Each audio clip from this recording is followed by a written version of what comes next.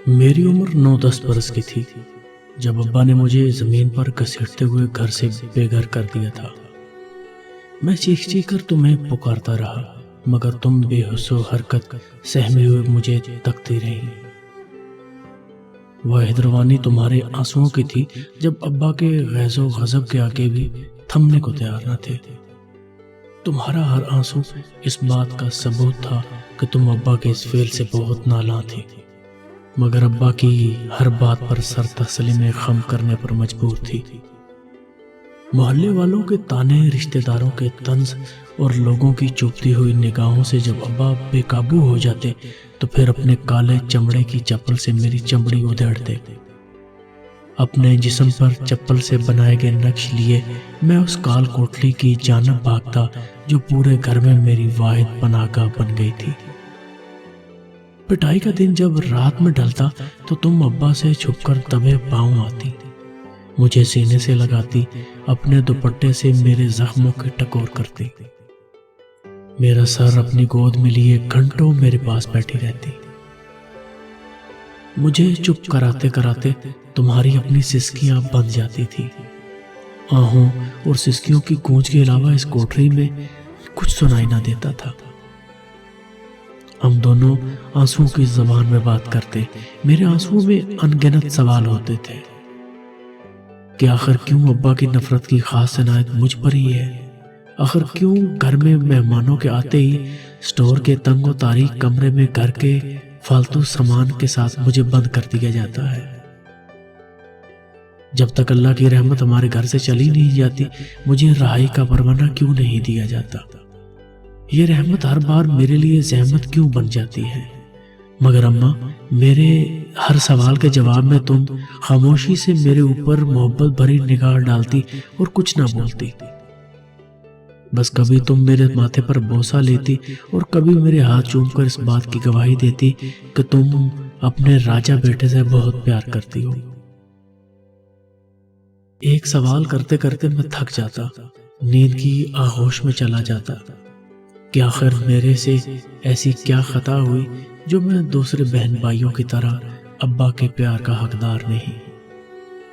ہاں، تمہاری گود میں سو جانے سے پہلے میں یہ بھی دعا کرتا کہ یہ رات کبھی ختم نہ ہو، مگر صبح ہوتی اور تم پھر اس عورت کا لبادہ اوڑھ لیتی جو ابا اور معاشرے کے خوف سے مجھ سے پیار کرنے سے ڈرتی تھی۔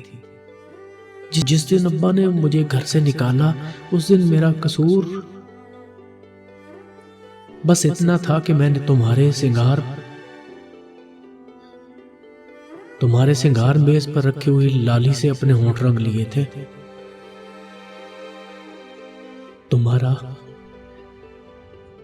تمہارا سرخ دوپٹہ سر پر رکھے، تمہارے ہاتھوں کے کنگن اپنی کلائی میں ڈالے، تمہاری ٹک ٹک کرنے والی جوتی پہن کر خوش ہو رہا تھا۔ بس یہ دیکھنے کی دیر تھی کہ ابا نے مجھ پر پھر جوتوں کی برسات شروع کر دی۔ میں معافی کا طلبگار رہا مگر میری سنوائی نہ ہوئی۔ پھر گالی گلوچ کرتے ہوئے، زمین پر گھسیٹتے ہوئے، زنخواہ زنخواہ کہتے ہوئے مجھے ہمیشہ کے لیے سب گھر والوں سے دور کر دیا۔ میرے لیے ابا کے یہ آخری الفاظ تھے، آج سے ہمارے لیے مر گیا ہے تو۔ یہ جملہ سنتے ہی میرے ہاتھوں کی گرفت جس نے ابا کے پیروں کو مضبوطی سے پکڑا ہوا تھا کمزور پڑ گئی۔ میری گڑگڑاتی ہوئی زبان خاموش ہو گئی۔ میرے آنسو تھم گئے تھے کیونکہ میں ابا کو جانتا تھا کہ وہ اپنی کہی ہوئی بات سے کبھی نہیں پھرتے، اور تم ابا کے کسی فیصلے کے خلاف جانے کی ہمت نہیں رکھتی۔ اس کے بعد ابا مجھے ہمیشہ کے لیے یہاں چھوڑ گئے جہاں ایک گرو رہتا تھا۔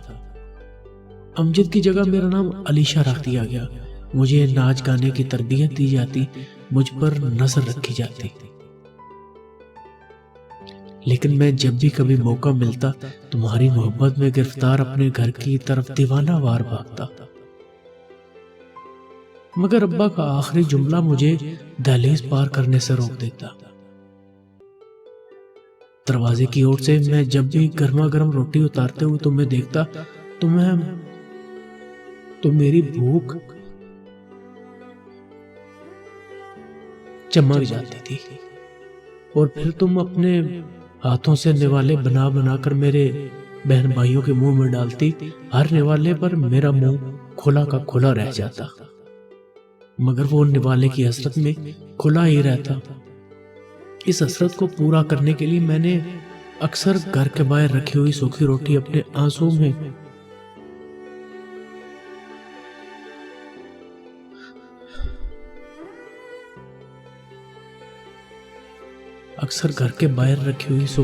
میں اپنے آنسوں میں بھگو بھگو کر کھاتا۔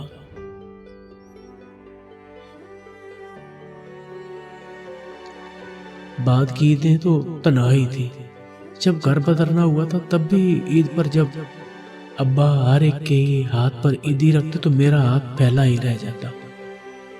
جب ہر بچے کی جھولی اور پیار محبت سے بھر جاتی تھی تو میری جھولی خالی ہی رہ جاتی تھی۔ جب ابا اپنا دست شفقت سب کے سروں پر پھیرتے تو میرا سر جھکا ہی رہتا۔ شہر میں کھڑی ابا کی سائیکل جس کو اکثر محلے سے گزرتے دیکھتا تو ہر بار دل میں یہ خواہش ہوتی کہ کاش ابا کی سائیکل رک کر مجھے صرف ایک بار سینے سے لگا لے، مگر میری یہ خواہش ہی رہ گئی۔ گھر چھوڑنے کے عذاب کے بعد میرے اوپر ایک اور عذاب نازل ہوا جس کے کرب نے میری روح تک کو زخمی کر دیا۔ چند شرفا گرو کے پاس آئے، مجھے اپنے ساتھ لے گئے، مجھے زبردستی بے لباس کیا اور اپنی ہوس کی بھیڑ چڑھا ڈالا۔ ماں میں اتنا چھوٹا اور کمزور تھا کہ تکلیف کی وجہ سے اپنے ہوش ہی کھو بیٹھا تھا۔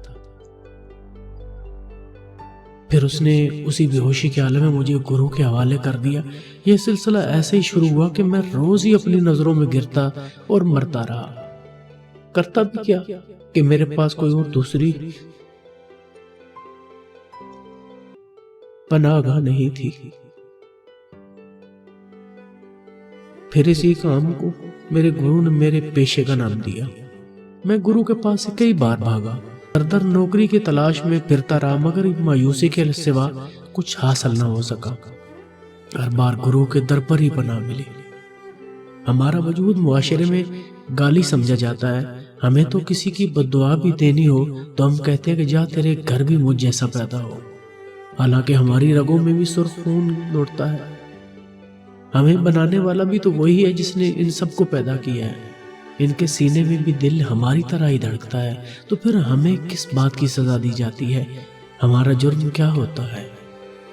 شاید ہمارا جرم یہ ہے کہ ہمارا خون سرخ ہے اور معاشرے کا سفید۔ ماں میں ساری زندگی جینے کی چاہ میں مرتا چلا گیا۔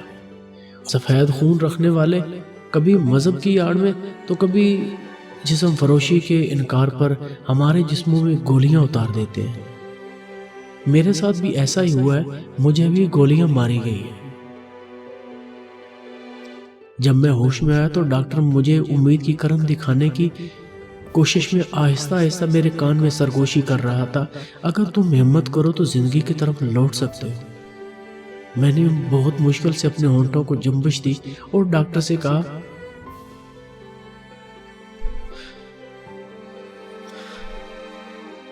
اگر میں ہمت کر کے لوٹ بھی آیا تو کیا لوگ مجھے جینے دیں گے؟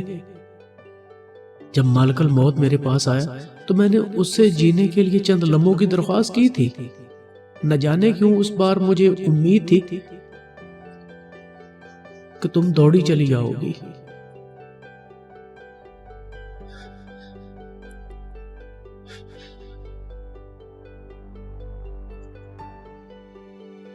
میرا بچہ کہتے ہوئے مجھے اپنے سینے سے لگاؤ گی، میرے سر کو اپنی گود میں رکھ کر میرے زخموں کی ٹکور کر کے مجھے اس دنیا سے رخصت کرو گی۔